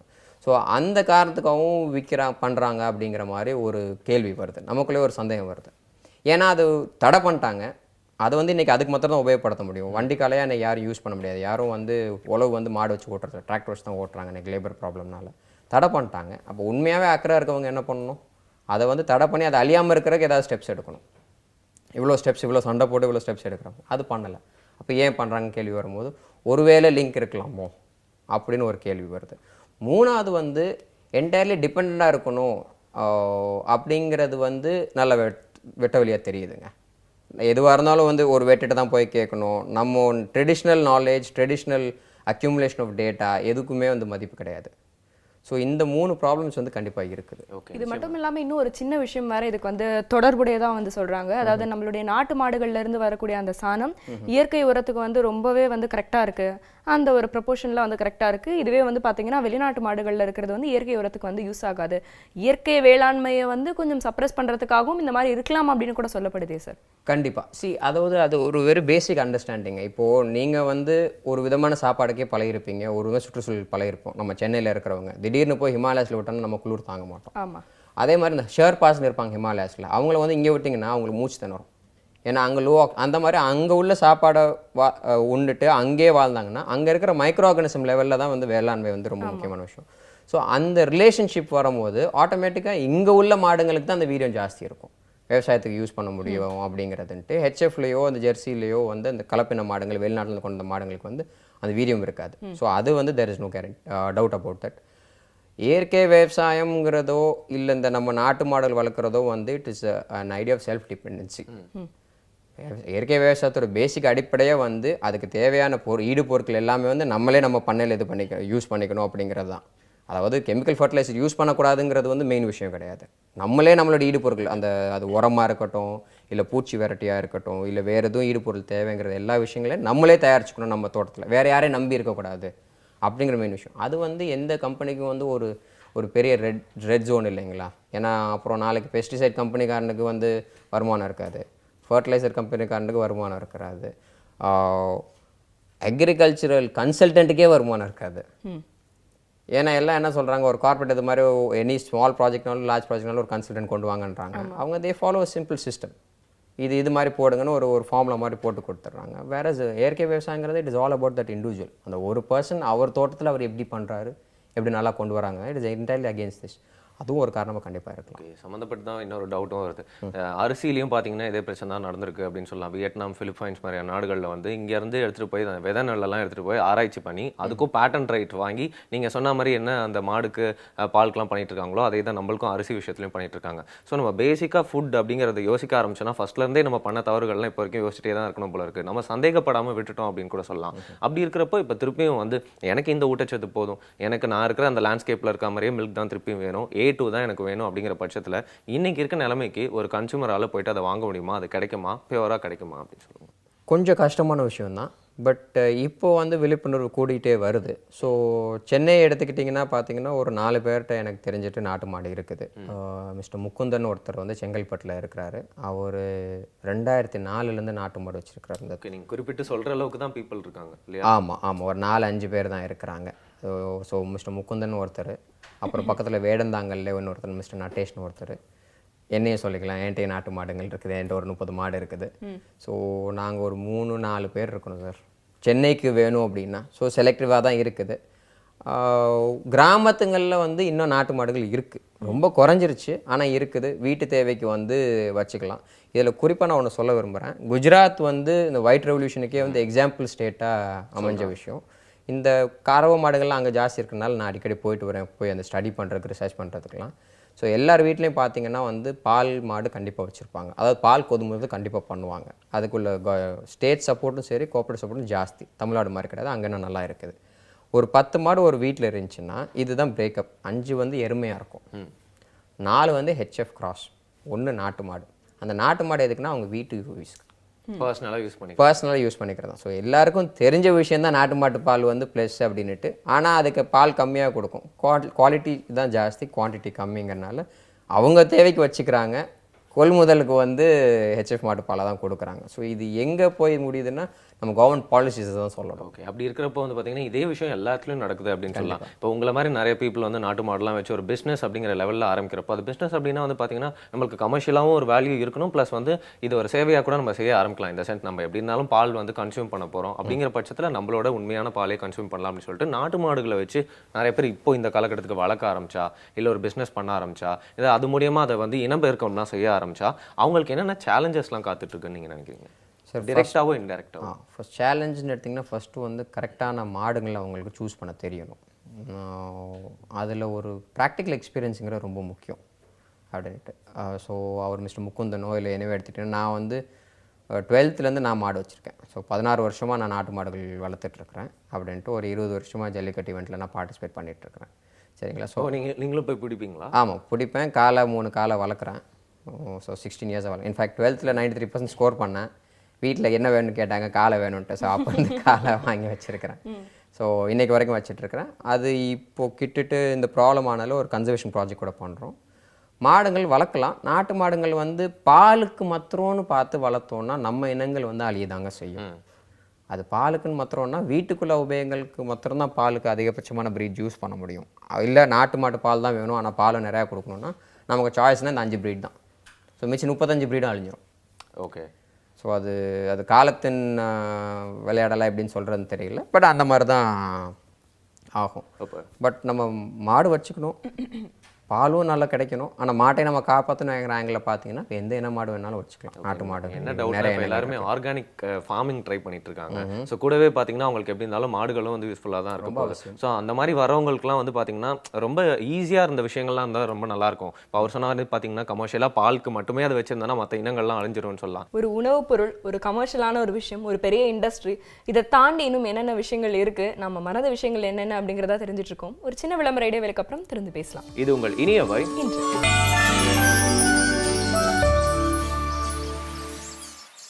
Welcome back again. காலை வேளையில் ஹார்லிக்ஸ் வழங்கும் இனியவர நிகழ்ச்சி எல்லாருமே பார்த்துட்டு இருக்கீங்க. இன்னைக்கு வந்து மில்க் டே அப்படிங்கிறதுனால வந்து மில்க் அதோட நியூட்ரியன்ஸ்லாம் என்னென்ன சத்தெல்லாம் கொடுக்குது அப்படிங்கிற மாதிரி எல்லாருமே பேசியிருப்பாங்களே ஏற்கனவே. பட் தெரியாத விஷயங்கள் பேசிட்டு இருக்கோம்னு சொல்லலாம் இல்லையா? திறந்து பேசலாம். ஆர்கானிக் ஸ்டோர் அப்படிங்கிறது தான் வந்து கரண்ட் ட்ரெண்டாக வந்து இருக்கு சார். ஒரு எல்லா ஸ்ட்ரீட்லையுமே அட்லீஸ்ட் ஒரு ஆர்கானிக் ஸ்டோரை வந்து இப்போ பார்க்க முடியுது. இன்ஃபேக்ட் ஒரு சில ஆர்கானிக் குரூப்ஸ் வந்து நாங்கள் ஆர்கானிக் டெய்ரி கூட வந்து கொடுக்குறோம், ப்ரொவைட் பண்ணுறோம் அப்படிங்கிற மாதிரி சொல்கிறாங்க. ஆனால் அது வந்து எந்த அளவுக்கு அதில் ஒரு நம்பகத்தன்மை இருக்குது அப்படிங்கிறது வந்து கன்சியூமர்ஸ்க்கு பாயிண்ட் ஆஃப் வியூலேருந்து பார்த்தீங்கன்னா வந்து இல்லைன்னு தான் சொல்லணும். ஏன்னா நாம போயிட்டு வந்து லேப் டெஸ்ட் பண்ணி வந்து வாங்க முடியாது இல்லையா? ஸோ வந்து எப்படி ஒருத்தர் வந்து ஐடென்டிஃபை பண்ணுறது ஆர்கானிக் ஸ்டோரில் வாங்குற அந்த ஒரு டெய்ரி ப்ராடக்ட் வந்து ஒரு A2 பால் தான், அது வந்து ஒரு நாட்டு மாட்டுக்கிட்ட இருந்து வந்த ஒரு பால் தான், வந்து ஒரு டெய்ரி ப்ராடக்ட் தான் அப்படிங்கிறத எப்படி ஐடென்டிஃபை பண்ணுறது? அதுக்கு வந்து ஒரே ஆப்ஷன் தாங்க இருக்குது. பால் சில பேருக்கு அந்த பாலில் நிறையா நாள் எக்ஸ்பீரியன்ஸ் ஆனவங்களுக்கு வந்து நாட்டு மாட்டு பாலுக்கும் கலப்பு மாட்டு பாலுக்குள்ள வித்தியாசங்கள் தெரியும்.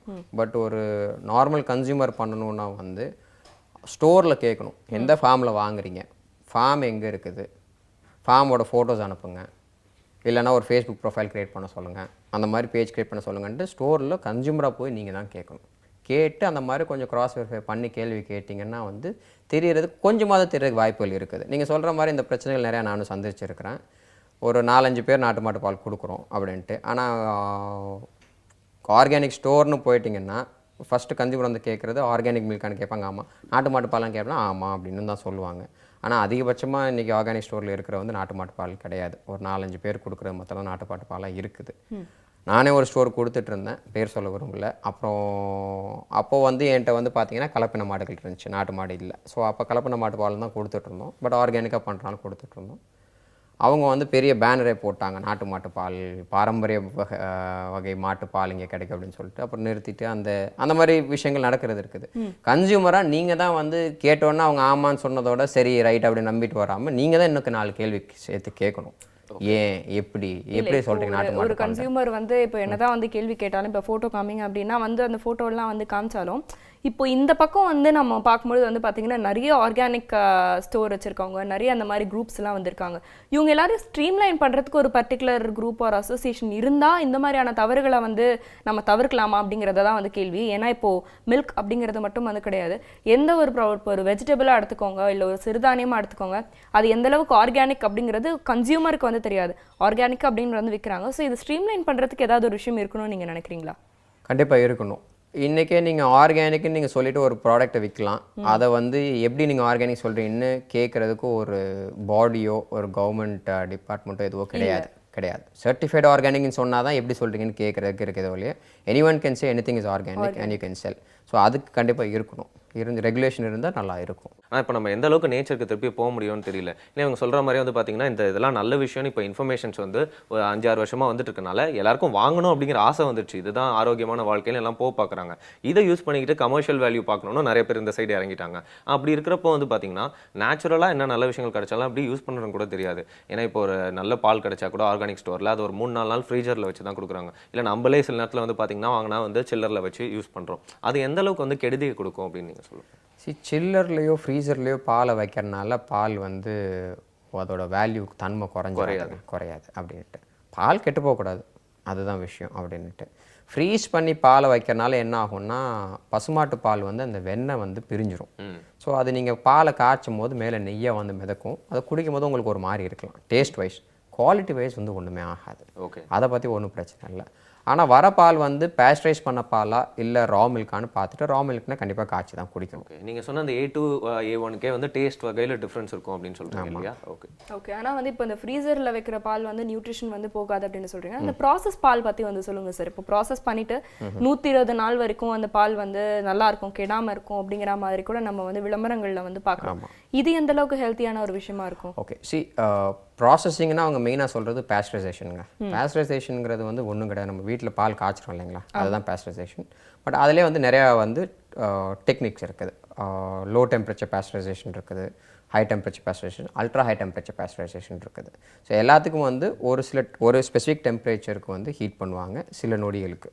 ஆமாம். ஸோ அல்ட்ரா UHTன்னு சொல்லுவாங்க, அல்ட்ரா ஹை டெம்பரேச்சர் பேஸ்டரைசேஷன். நீங்கள் இந்த டெட்ரா பேக்கில் போட்டு வர பால் வந்து நம்ம 120 நாள் வச்சுக்கலாம் அந்த மாதிரி சொல்கிற பால் எல்லாமே வந்து UHT தான் பண்ணுவாங்க. அது 165 டிகிரி சென்டிகிரேட்டுக்கு ஹீட் பண்ணுவாங்க. ஒரு ஐ திங்க் about 30 to 40 செகண்ட்ஸ்க்கு அது வந்து ஹீட் பண்ணுவாங்க. ஹீட் பண்ணுறதுனால வந்து என்ன ஆகும்னா வந்து உள்ளே எந்த கிருமி இருந்தாலும் வந்து அது செத்து போயிடும்.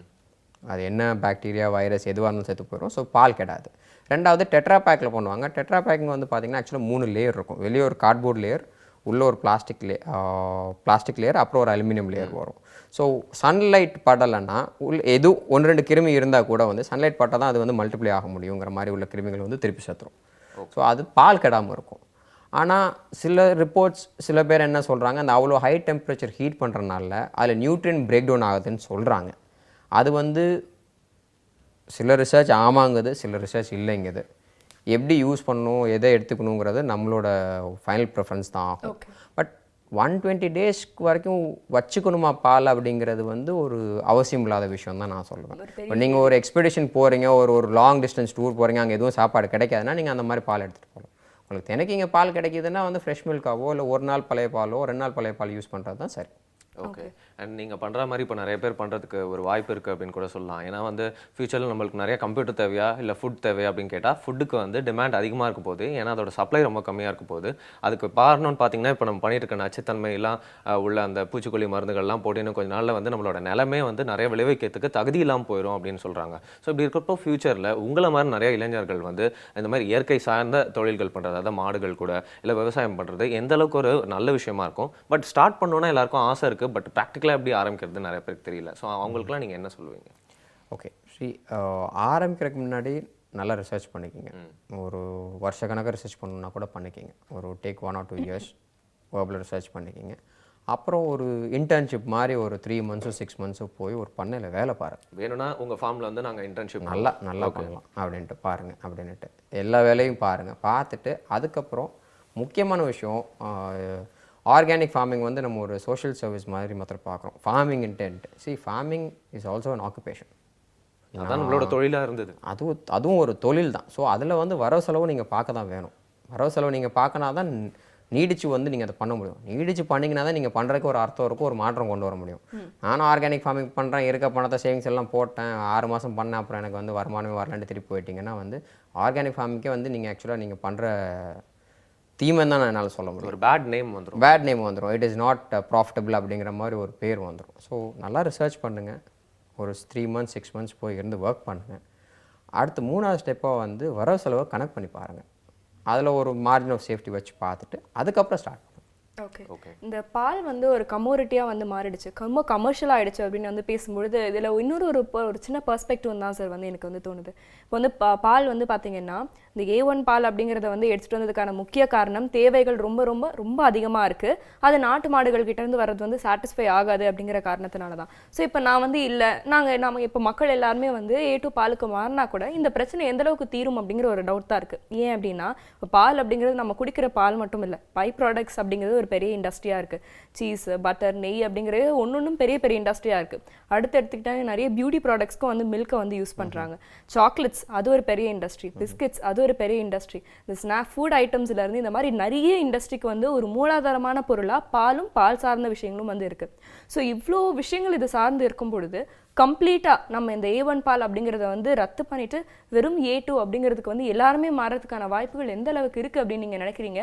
அட்லீஸ்ட் ஒரு கட்டமாவது போகலாம், அதனால நம்மளுடைய நாட்டு மாடுகளை வந்து நம்மளால வந்து காக்க முடியும் அப்படின்னா அதுக்கு என்ன ஸ்டெப் அப்படிங்கிறது சொல்லுங்க. ஸோ கவர்மெண்ட் நம்ம இந்தியா பொறுத்த வரைக்கும் பால் கலெக்ஷன் வந்து இன்னும் சிறு விவசாயிட்ட தான் கொடுக்குறாங்க. ஒரு 2 மாடு 3 மாடு வச்சிருக்க சிறு விவசாயிட்ட தான் வந்து அதிகபட்சமான பால் வருது. அந்த மாதிரி சிறு விவசாயிக்கு வந்து பார்த்தீங்கன்னா 20 லிட்டர் 30 லிட்டர் கறக்கிற மாடு வந்து தேவையில்லை. அவரால் வச்சு அதை வந்து மெயின்டைன் பண்ண முடியாது. ஏன்னா அவர் விவசாயமும் பார்ப்பாரு, பால் மாடும் வச்சுக்குவார். 4 வேலை பார்க்குறதுல ஒரு வேலை மாடு வச்சுக்கிறார். வெறும் மாடு வச்சுருக்க மாத்திரம் ஒரு வேலை கிடையாது. இந்த மாதிரி மாடுகள் வந்து கம்மி தீவனத்தில் 8 லிட்டர் 10 லிட்டர் கறக்கிற இனங்கள் வந்து நம்ம நாட்டு மாடு தான் பெஸ்ட். உலகம் ஃபுல்லாக வந்து அதை ஒத்துக்க வேண்டிய விஷயம். நம்ம ஊரில் மாத்திரம் ஒத்துக்க மாட்டாங்க. ஸோ அது வந்து பெஸ்ட். அஃப்கோர்ஸ் நம்ம தமிழ்நாடு நாட்டு மாடு வந்து அதுக்கு பால் கொடுக்கலனாலும் நம்ம UK வரைக்கும் போய் ஜெர்சி, யூரோப் வரைக்கும் போய் HF எடுத்துகிட்டு வரதுக்கு குஜராத் வரைக்கும் போய்ட்டு கிர்ரோ காங்கரேஜோ எடுத்துகிட்டு வந்து அதை இம்ப்ரூவ் பண்ணிக்கலாம். அந்த மாதிரி மாடுகளை வந்து பண்ணாமல் அங்கே போகிறது வந்து கவர்மெண்ட் பாலிசி தான் வந்து ஃபஸ்ட் நம்ம சொல்லணும். ஸோ இன்றைக்கி கவர்மெண்ட் பாலிசி மாற்றி நம்ம கீரையோ காங்கரேஜோ இம்ப்ரூவ் பண்ணணும், அதை வந்து கொண்டு வரணும்னு நினச்சாங்கன்னா கிராஜுவலாக வந்து அந்த காலத்து காட்டிலும் இப்போ வந்து அஃப்கோர்ஸ் டக்குன்னு இம்ப்ரூவ் பண்ணிடலாம். மேபி அபவுட் ஒரு 10 இயர்ஸ் டைமில் பண்ணணுன்னா நம்ம பண்ணலாம். நீங்கள் கேட்குற மாதிரி A2 மில்க் ஃபுல்லாக மாற முடியும்னா அதுக்கு பாசிபிலிட்டிஸ் இருக்குது. பால் கறக்கிற மாடுகள் என்னன்னு பார்த்தீங்கன்னா வந்து 5 பிரீட் நம்மளுடைய இந்தியா பொறுத்த வரைக்கும் அப்படின்னு வந்து சொன்னீங்க. மிச்சம் இருக்கிற 30 பிரீட் அப்படின்னு நினைக்கிறேன். இந்த மாட்டினங்களை வந்து நம்ம பாதுகாக்கணும் அப்படின்னா வந்து அதுக்கு என்ன வழிமுறைகள்? 2 வழிமுறை இருக்குங்க பாசிபிலிட்டி. அதாவது இந்த இனங்கள் வந்து எல்லாமே வந்து உழவுக்காக யூஸ் பண்ணப்பட்டது. ஸோ வண்டி நல்லா இழுக்கும், நல்லா உழுகும் அப்படின்ட்டு. அந்த காலத்தில் 3ஆவது வந்து எப்படி பார்த்தீங்கன்னா நம்ம பாரம்பரியமாக விவசாயம் வந்து இயற்கை விவசாயம் தான். ஸோ எல்லோரும் வந்து கிராமத்தில் வந்து பார்த்திங்கன்னா பட்டின்னு சொல்லுவாங்க. மாடு வந்து மொத்தமாக வச்சுருப்பாங்க. அந்த மாடுங்களை என்ன பண்ணுவாங்கன்னா ராத்திரி கொண்டு போய் வயலில் படுக்க வச்சுருவாங்க. ஸோ காலைல அது எந்திரிக்கும் போது கோமியம் சாணம்லாம் அந்த வயலில் இறக்கிரும். அதுதான் மெயின் ஈடுபொருளாகவே இருந்துச்சு. ஸோ பாரம்பரியமாக அப்படி தான் நம்ம விவசாயம் பண்ணிட்டு இருக்கோம். இன்றைக்கி வந்து கெடமாடுன்னு சொல்லுவாங்க. தஞ்சாவூர் பக்கம் போனீங்கன்னா உம்பளாச்சேரின்னு ஒரு ப்ரீட் இருக்குது. அது வந்து இப்படி கூட்டம் கூட்டமாக வச்சுருப்பாங்க, கெடா மாற்றுவாங்க. மதுரை பக்கம் வந்தீங்கன்னா புலிக்குளம், காங்கேயங்கோடக்கில் திருப்பூர் பக்கம் போனீங்கன்னா கோரங்காட்டில் வந்து காங்கேயம் காளைகள் அந்த மாதிரி யூஸ் பண்ணுவாங்க. கிருஷ்ணகிரி பக்கம் போனீங்கன்னா பர்கூர்னு இன்னொரு இனம் இருக்குது. இது எல்லாமே வந்து இயற்கை விவசாயத்துக்கு வந்து அந்த பட்டி அமைச்சு கெடா அமைக்கிறக்கா யூஸ் பண்ண விஷயங்கள். ஸோ இயற்கை விவசாயம் லார்ஜ் ஸ்கேலில் வந்துச்சுன்னா கண்டிப்பாக அந்த திருப்பி கெடா அமைக்க முடியும். இல்லைனாலும் தனியாக விவசாயிகள் வந்து இயற்கை விவசாயம் பண்ணணும், அதனால் எனக்கு நாட்டு மாடு வேணும்னு பண்ணுறவங்க வந்து நம்ம இன மாடை யூஸ் பண்ணிக்கிட்டோம். இந்த கிர்ரோ காங்கரேஜும் நிறைய பேர் கேட்குறாங்க. அது அவசியம் கிடையாது. கிர்ரு தான் காங்கரேஜ் தான் அப்படிங்கிற அவசியம் கிடையாது. நம்ம தமிழ்நாட்டிலே வந்து 4-5 இனங்கள் இருக்குது. அந்த இனங்களை வந்து யூஸ் பண்ணிக்கலாம் இயற்கை விவசாயம் பண்ணுறதுக்கு. அடுத்த விஷயம் ஒன்று பார்த்தீங்கன்னா கண்டிப்பாக அந்த காலத்தில் எவ்வளோ மாடுகளுக்கு தேவை இருந்துச்சோ அதை காட்டிலும் இப்போ குறைஞ்சிருச்சு. ஜல்லிக்கட்டு ரேக்லா மாதிரி உள்ள விஷயங்கள் கண்டிப்பாக நடக்கணும். இப்போது நம்ம நாயே வச்சுருக்கோம், டாக் ஷோ நடக்குது, டாக் ஷோ கொண்டு போகிறோம். அதிலே வந்து ஃபிட்னஸ் டெஸ்ட்னு வச்சுருப்பாங்க, ஒபீடியன்ஸ் டெஸ்ட்னு வச்சுருப்பாங்க, க்ரூமிங் டெஸ்ட்னு வச்சுருப்பாங்க. அந்த மாதிரி தான் ஜல்லிக்கட்டோ ரேக்லா ரேஸிங் ரோடு. நாய்கள் கேட்கறது இல்லையா எங்களை கூப்பிட்டு போயிட்டு அது மாதிரி ஷோ வைங்கன்னு சொல்லிட்டு அப்படின்ட்டு பிஸ்கெட் காமிச்சா அது பண்ணி முடிச்சோன்னே பிஸ்கெட் போடுவாங்க, அதை தூக்கிட்டு வாலாடிட்டு நிற்கிது, உடனே ரொம்ப சந்தோஷமாக இருக்குன்னு நம்ம நினச்சிக்கிறோம். It is all about relationship அப்படின்ட்டு. அது நாய்க்கும் அந்த ஓனருக்கும் ஒரு ரிலேஷன்ஷிப் இருக்குன்னா மாடுக்கும் எங்களுக்கும் ஒரு ரிலேஷன்ஷிப் இருக்குது. நாங்களும் அது மாடு இப்படி அசைஞ்சிச்சுன்னா அது ஏன் அப்படி அசைதுன்னு எங்களால் சொல்ல முடியும், இப்படி திரும்பிச்சுன்னா ஏன் திரும்ப எங்களால் சொல்ல முடியும். ஸோ அந்த மாதிரி உள்ள ஈவெண்ட்ஸ் வந்து கண்டிப்பாக வந்து ப்ரொமோட் பண்ணப்படணும். It should be promoted. ஏன்னா உழவுக்கு வந்து இப்போ மாடுகளை யூஸ் பண்ணுறதும் கொஞ்சம் வந்து கன்சிடரபிளாக கம்மியாயிடுச்சு டிராக்டர் வந்ததுக்கப்புறம்னு சொல்லி. கொஞ்சம் கம்மியாகலைங்க, ரொம்பவே கம்மியாகிடுச்சு. அதாவது எப்படின்னா டிராக்டரில் ஒரு உழவு ஓட்டணும்னா அதுக்கு ஈக்குவலாக மாடு வந்து 4 தடவை ஓட்டணும். ஆனால் எது பெட்டர்னு நீங்கள் சொல்லுவீங்க சார்? கண்டிப்பாக வந்து மாடை வச்சு உழவு ஓட்டுறதாங்க பெட்டர்.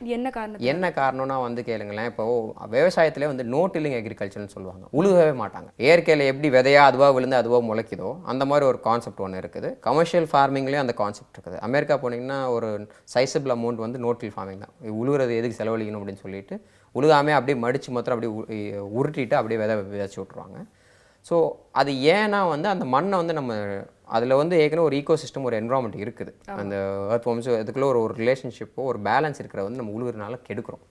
அந்த கெடுக்காமல் இருக்கிற. ஸோ டிராக்டர் வந்து பார்த்திங்கன்னா ரொம்ப பேத்து எடுத்துரும். ஆமாம். மாட்டு வண்டி வச்சு உழுகிற வந்து பார்த்திங்கன்னா ஒரு 3/4 இன்ச்சுக்கு மேலே 3/4 அடிக்கு மேலே உழுகாது. ஸோ இருக்கல எவ்வளோ கம்மியாக நம்ம பேத்து எடுக்கிறோமோ எவ்வளோ டிஸ்டர்ப் பண்ணுறோமோ அவ்வளோ தூரத்துக்கு நல்லது ஒன்று. இன்னொன்று டிராக்டர் போக போக வந்து என்ன பண்ணுறாங்க, பெரிய பெரிய வண்டியாக கொண்டு வந்துகிட்டே இருக்கிறாங்க. ஸோ இது உழுதுட்டு வர அந்த பக்கம் டயர் ஓட்டி காம்பேக்ட் பண்ணிகிட்டே இருக்கிறாங்க. அந்த விஷயங்கள் நடக்காமல் இருக்கிறது கண்டிப்பாக மாடு வச்சு உழவு ஓட்டுறது தான் மண்ணுக்கு சிறந்தது. ஓகே. அண்ட் பொதுவாக நிறைய விஷயங்கள் பேசணும். கமர்ஷியல் வேல்யூ எப்படி ஒரு ஜைஜானிட்டிக் கான்ஸ்பிரசி நடக்குது அப்படிங்கிற மாதிரி நிறைய விஷயங்கள் பற்றி பேசிட்டே போகலாம் போல இருக்குது. அண்ட் பொதுவாக நிறைய கேள்விகளுக்கு அப்புறம் இப்போ உங்கள் ஃபார்ம் பற்றி தெரிஞ்சுக்கணும் அப்படிங்கிற ஆசை இருக்குது. நீங்கள் ஒரு 3 வருஷத்துக்கு முன்னாடி ஆரம்பித்தேன் அப்படின்னு சொல்கிறீங்க. எப்படி ஆரம்பிச்சிங்க? உங்கள் வீட்டில் பெர்மிஷன் கொடுத்ததுக்கப்புறம் எவ்வளோ செலவாச்சு? அதுக்கப்புறம் நீங்கள் பண்ண விஷயங்கள்லாம் என்ன? இன்னைக்கு வரைக்கும் எப்படி போயிட்டுருக்கு? அண்ட் எத்தனை மாடுகள் இருக்குது உங்கள் ஃபார்மில் அப்படின்னு ஓகே. ஸோ எனக்கு நாட்டு மாடுகள் பிரியம் எப்படி வந்துச்சுன்னு சொல்லிட்டேன். நேட்டிவ் வந்து சிவகங்கை மாவட்டம் உள்ள ஒரு கிராமம் தான். ஸோ சின்ன பிள்ளையிலேருந்தே ஜல்லிக்கட்டுலாம் போய் பண்ணதில் அந்த மாடுகள் வளர்த்த ஆரம்பிச்சது. இங்கே வந்து சென்னையில் வந்துட்டு இந்த ட்ரீ பிளான்டேஷன்லாம் வந்து ரொம்ப பண்ணிகிட்ருந்தோம். சென்னை ட்ரெக்கிங் கிளப்னு சொல்லிட்டு அதில் ஒரு மெம்பராக இருக்கிறேன் நான். ஸோ அந்த ட்ரீ பிளான்டேஷன்லாம் பண்ணிகிட்ருந்தோம். அதில் நாங்கள் ஒரு 8 பேர் இன்னும் சேர்ந்து பண்ணிவிட்டு இல்லை இன்னும் பண்ணணும் அப்படின்னு சொல்லும்போது என்ன பண்ணலாம், இயற்கை விவசாயம் பண்ணலாம் அப்படின்னு ஒரு ஐடியா வந்துச்சு. ஓகே. அந்த பண்ணும்போது தான் வந்து நாங்கள் ஒரு 8 பேர் வந்து 3 டீமாக பிரிஞ்சு 3 தோட்டங்கள் எடுத்தோம். நான் தனியாக பிரிஞ்சு என் தோட்டம் எடுத்தேன். என்ன பண்ணலாம் அப்படிங்கும்போது அப்போ நல்ல கீரை வந்து எங்களுக்கு பெரிய இன்ஸ்பிரேஷனாக இருந்துச்சு. அப்போ பீக்கில் பண்ணிகிட்டு இருந்தாங்க அவங்க. ஸோ நிறையா பேர் கீரை போடணும் போது நான் என்ன யோசித்தேன், சரி நமக்கு தான் மாடை பற்றி கொஞ்சம் எக்ஸ்பீரியன்ஸ் இருக்கேன், மாடு வச்சுக்கலாம் அப்படின்ட்டு போது அந்த மாடுங்களை கொண்டு வந்து வைக்கிறதுக்கு எனக்கு விருப்பம் இல்லை. ஏன்னா புளிக்குழம்பு ஏன்னா அது வந்து உழவுக்கு மொத்தம் தான் யூஸ் பண்ண முடியும், அதை அங்கே தான் யூஸ் பண்ணலாம். இங்கே வந்து என்ன பண்ணலாங்கும் போது தான் அந்த நார்த் இந்தியன் ப்ரீட்ஸ் நான் கொண்டு வந்தது. ஸோ இப்போ என் ஃபார்மில் இன்றைக்கி பார்த்தீங்கன்னா ஒரு 30 மாடு இருக்குது. 30 மாடு அந்த 4 ரகமான மாடுங்களும் இருக்குது. காங்க்ரேஜ்னு ஒரு ப்ரீட் இருக்குது, கிர் இருக்குது, சஹிவால் இருக்குது, ராத்தி இருக்குது. இந்த 4 ப்ரீட்ஸுமே இருக்குது. 2013 ஆரம்பித்தது. வீட்டில் வந்து எனக்கு எந்த தடையும் போடல. In fact they are very happy. தோட்டத்துக்கே போனோன்னா நாங்கள் எல்லோரும் சேர்ந்து தான் போவோம். அப்படின்ட்டு நான் ஒரு நாள் போகலன்னா அம்மா ஒரு நாள் போவாங்க, இல்லை இன்னொரு நாள் தங்கச்சி போவாங்க. ஸோ அந்த மாதிரி எல்லாருக்குமே அந்த ஆர்வம் இருக்குது. ஆமாம், எல்லாருக்குமே அந்த ஆர்வம் இருக்குது. அதனால் அந்த பக்கம் எந்த தடையும் வரலை. இன்ஃபேக்ட் அப்ரிசியேஷன் தான் இருந்துச்சு அதுக்கு. 2013 ஆரம்பித்தோம். ஒரு 10 மாடு வச்சு ஆரம்பிச்சது. இன்றைக்கி 30 மாடாக இருக்குது. ஷுத் ஃபார்ம்ஸ்னு ஒரு பிராண்டே போட்டிருக்கேன் நான். ஸோ அந்த பேரில் தான் வந்து பால் கொடுத்துட்ருக்கேன். அண்ணாநகர் வரைக்கும் என் பால் போகுது. ஸ்பெசிஃபிக்காக சின்ன வால்யூம் தான் ஒரு 200 லிட்டர்ஸ் பர் டே பண்ணிகிட்ருக்கிறேன். நாடு மாடு எப்படி அதோட அதிசயங்களை அதோட பெருமையை தெரிஞ்சவங்களுக்கு மாத்திரம்தான் என் பால். ஜஸ்ட் ஆர்கானிக் மில்க்குன்னு கேட்குறவங்களுக்கு கொடுக்க மாட்டேன். They should know the difference between நாட்டு மாடு அண்ட் கலப்பு மாட்டு பால். அப்படி தெரிஞ்சால் தான் வந்து அவங்களுக்கு தான் அந்த பால் கொடுக்குறது. பால் மாத்திரம் இல்லாமல் பன்னீர், பட்டர், நெய் இது 3மே கொடுத்துட்ருக்குறோம். ஸோ அது வந்து நல்லா போயிட்டுருக்கு. என்னை பொறுத்த வரைக்குங்க எனக்கு நான் டெய்ரி ஃபார்ம்னு சொல்கிறத காட்டிலும் கேட்டில் ஃபார்ம்னு தான் சொல்லுவேன். ஸோ கண்ணுக்குட்டிங்க எல்லாம் நல்லா இருக்கணும். ஸோ என் தோட்டத்துக்கு வந்திங்கன்னா எல்லா கண்ணுக்குட்டி, அது காளாங்கண்ணுக்குட்டியாக இருக்கட்டும், டெய்ரி கண்ணுக்குட்டியாக இருக்கட்டும், ஃபீமேல் மேல் எதுவாக இருக்கட்டும், அதுக்கு நல்லா பால் கொடுத்துட்டு அது போக தான் நாங்கள் கறக்கவே செய்வோம். ஸோ அது இப்போது வால்யூம் கம்மியாக தான் வரும். அதனால் என்ன கொஞ்சம் எக்ஸ்பென்சஸ் ஜாஸ்தியாகும். இப்போ நம்ம ஒரு மாடு 10 லிட்டர் கறக்குது. நாங்கள் இன்றைக்கி டெய்ரி ப்ராஜெக்ட் நீங்கள் ஒன்று எடுத்திங்கன்னா ஒரு மாடு 20 லிட்டர் கறக்குன்னு போடுவாங்க. சரி 20 லிட்டர் நீங்கள் கறந்து நீங்கள் கண்ணுக்குட்டிக்கு என்ன விடுவீங்க? கண்ணுக்குட்டி ஒன்றும் கிடையாது, விடுறதில்ல. அந்த மாதிரி நான் பண்ணுறதில்ல. ஸோ கண்ணுக்குட்டிக்கு பட் 20 லிட்டருக்கு உள்ள எக்ஸ்பென்சஸ் வந்து நீங்கள் 10 லிட்டர் தான் வரும். அந்த 10 லிட்டர் தான் will to make up. So milk கொஞ்சம் எக்ஸ்பென்சிவ் தான், பட் அதுதான் true cost of milk. Nice. So அடுத்த வாட்டி உங்களை மீட் பண்ணுறப்போ வந்து பார்த்தீங்கன்னா நீங்கள் இன்னும் எக்ஸ்பேண்ட் பண்ணியிருக்கணும் அப்படிங்கிறதுக்கு எங்களோட வாழ்த்துக்கள். பட் இல்லாமல் பார்த்தீங்கன்னா மதுரையில் இருக்க KK நகர்லேருந்து வந்து நம்ம ஊரில் இருக்க அண்ணா நகருக்கு வந்து பால் சப்ளை பண்ணிருக்காரு. ஸோ இந்த மாதிரி இருக்கணும் நம்மளோட. எப்படி இருந்தாலும் நம்ம கோல் அச்சீவ் பண்ணுறதுக்கு ஃப்ரண்ட்டில் போயிட்டே இருக்க போகிறோம். பட் அதுக்காக என்ன ஒரு பாத் சூஸ் பண்ணுறோம் அப்படிங்கிறது ரொம்ப முக்கியமான விஷயம். கோல் அப்படிங்கிறது வந்து செல்ஃப்லெஸ்ஸாகவும் இருக்கணும் அப்படிங்கிறதும் வந்து புரியுது. ஏன்னா உங்களுடைய கோல் வந்து பார்த்தீங்கன்னா யாருமே அஃபெக்ட் பண்ணல. இன்ஃபேக்ட் கண்ணுக்குட்டிகளும் அஃபெக்ட் பண்ணாமல் தான் உங்களுடைய அந்த எய்ம் இருக்குது. தொடர்றதுக்கு எங்களுடைய வாழ்த்துக்கள். மில்க் டே அப்படின்னு பேச ஆரம்பித்தோம். எங்களுக்கு நிறைய அனுபவங்கள் இருந்துச்சு உங்களோட பேச்சிலேருந்து. Thank you so much. தேங்க்யூ. மிக்க நன்றி சார். தொடர்ந்து நிறைய விஷயங்கள் நம்ம நிகழ்ச்சியில் பார்க்கலாம். இது ஹார்லிக்ஸ் வழங்கும் இனிய வாய்.